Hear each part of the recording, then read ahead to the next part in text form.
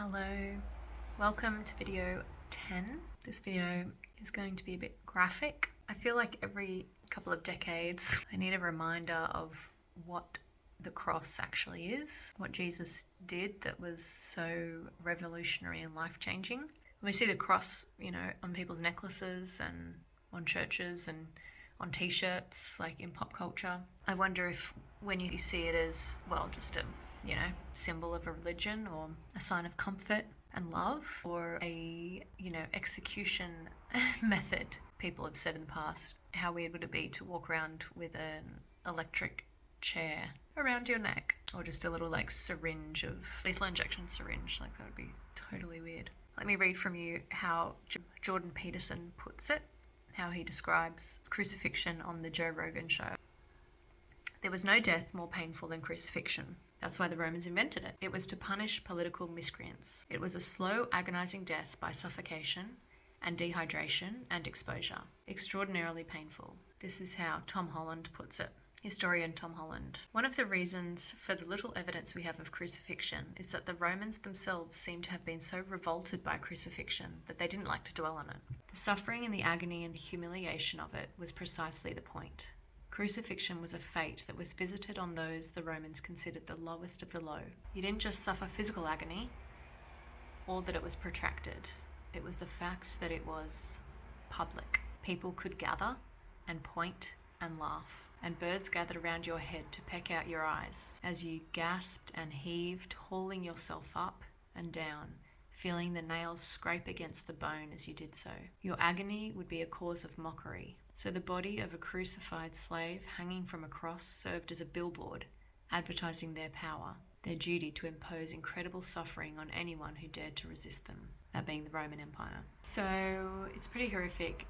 He was just one of hundreds of thousands who were put through this agony. So why do Christians put this at the center of our faith? I guess because the God of the universe stooped so low as to willingly go to the cross. We're obsessed with justice, aren't we? I don't deserve to be treated like this. I did nothing wrong. Or, don't you think God has more claim over that? Or even Jesus, the kind of good religious guy who healed people of diseases and taught stuff, don't you think he could have spoken back and gone, I don't deserve this treatment. I'm not a slave, not a criminal. But he just took it. So why did he take it? And why are Christians so obsessed with this torture device that we wear around our necks and talk about every week? So we come to our Bible verse for today. Why didn't he fight back or argue?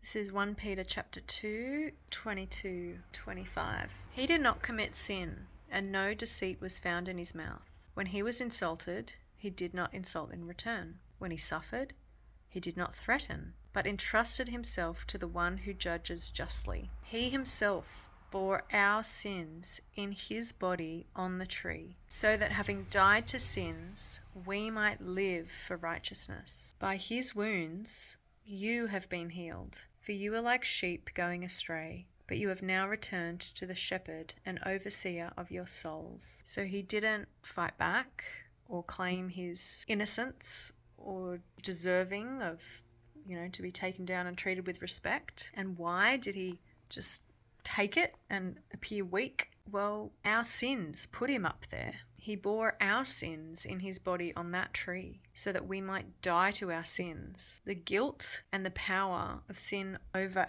us and our lives would be gone, and we might live for righteousness. By his wounds we've been healed. Those wounds on the tree allow us to come back into relationship with the shepherd and overseer of our souls. There's someone who's concerned over our souls and will go to these lengths to claim them back. How else would you have done it? The God of the universe stoops so low, takes the punishment of a slave, just takes it all, absorbs all that pain, because he loves us that much. So we wear the torture device around our necks to remind us what lengths our God will go to win back his treasured people, of which you are one.